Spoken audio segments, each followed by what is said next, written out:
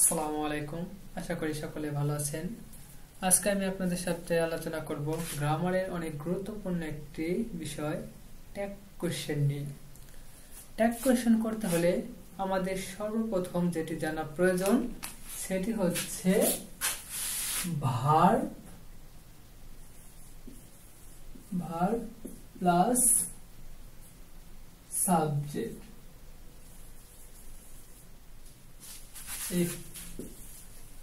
এই tag question করতে হলে আমাকে সর্বপ্রথম ভার্বের কাজ করতে হবে, তারপরে করতে হবে আমার সাবজেক্টের কাজ। এখন আমি ভার্ব কিভাবে চিনব? আমাদের অক্সিলারি ভার্ব 24টা রয়েছে। 24টা কি কি? am, is, are, was, were, have, had, shall, should, will, would, can, could, may, might, must, need, dare, is to, do, does, did। এই 24টা যে কোনো একটা থাকলে, যদি বাক্যের মধ্যে এই 24টার যে কোনো একটা থাকে তার সাথে নট যোগ করতে হবে। আর যদি ওই অক্সিলারি ভার্বের সাথে নট যুক্ত থাকে তাহলে নটকে উঠাইতে হবে। যেমন আপনাকে উদাহরণ দিতে দেই, হি ইজ রিডিং এ বুক। এখানে অক্সিলারি ভার্ব কোনটা? ইজ। এখানে 24টার একটা হলে ইজ, এই ইজটা এখানে আছে। তাহলে আমাকে কি করতে হবে? এই ইজের সাথে যেহেতু নট নাই, ইজের সাথে কিন্তু নট নাই, তাহলে আমাকে কি করতে হবে? ইজের সাথে নট যোগ করতে হবে। ইজের সাথে সংক্ষিপ্ত নট ইজন্ট, ইজের সাথে সংক্ষিপ্ত নট যোগ করা হয় ইজন্ট। এই ইজন্ট আমাকে যোগ করতে হবে। তাহলে আমি যোগ করি,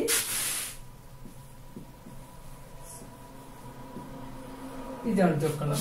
এখন আমার কিসের কাজ? এখন আমি বলছি প্রথমে হলো ভার্বের কাজ, তারপরে হলো সাবজেক্টের কাজ। যেহেতু আমি ভার্বের কাজ করছি, এখন তাহলে আমার সাবজেক্টের কাজ। সাবজেক্ট হলো আমার হি। এখানে বলেছে আমাদের I, we, you, he, she, they, them, there. এই কয়টার মধ্যে যদি থাকে তাহলে ওই সাবজেক্টটাই বসবে। যেমন এখানে হি আছে, এখানেও হি আছে, তাহলে কি এই হিটাই এই জায়গায় বসবে। হয়ে গেল। এখন আসি, যদি আমার সাবজেক্ট এইগুলার মধ্যে না হয় তাহলে আমার কি করতে হবে? আসি তাহলে পূর্বের ন্যায় এই সাবজেক্টটাতে আমি ভার্ব খুঁজি। ভার্ব এখানে কোনটা? Can not. এখন আসি, যদি ক্যান নট, তাহলে ক্যান নটের সাথে আমার ক্যানের সাথে নট নাই, তাহলে আমাকে এখানে নট যুক্ত করতে হবে। তাহলে ক্যান নটের সাথে নট যুক্ত হলে ক্যান্ট হয়।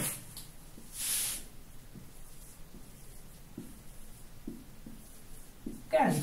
এখন হলো আমার সাবজেক্টের কাজ। সাবজেক্ট আছে হলো বাস।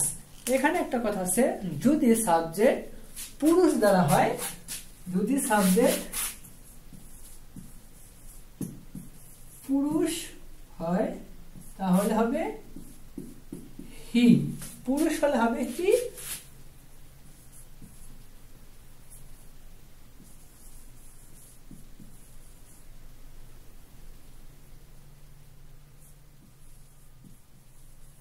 মহিলা হলে শি। পুরুষ হলে হি, মহিলা হলে শি। আর যদি কোনো বস্তু থাকে তাহলে ইট। বস্তু থাকলে, বস্তু হলে ইট। আর যদি সাবজেক্টটা বহুবচন হয় তাহলে হলো দে। বহুবচন হলে দে। যেহেতু এখানে বাস হলো বহুবচন, তাহলে ক্যান নটের সাথে আমার কি যুক্ত হবে? দে।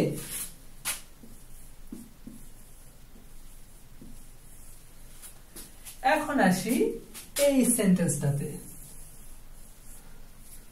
এখানে আমাকে শুরুতেই যেটা ধরতে হবে ভার্ব। এখানে আমার ভার্ব আছে ডিড। ডিডের সাথে আবার নট যুক্ত আছে। তাহলে আমাকে নিয়ম অনুযায়ী কি করতে হবে?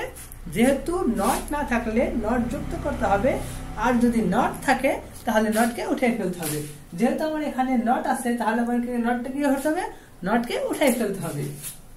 তাহলে আমি নটটা উঠাই দিই, ডিড যেহেতু এখানে সাবজেক্ট সি, এখানে যেমন এই করে নিয়মের মধ্যে সি আছে, তাহলে আমি নিয়ম অনুযায়ী এই সিটাকে এখানে বসাই দিব।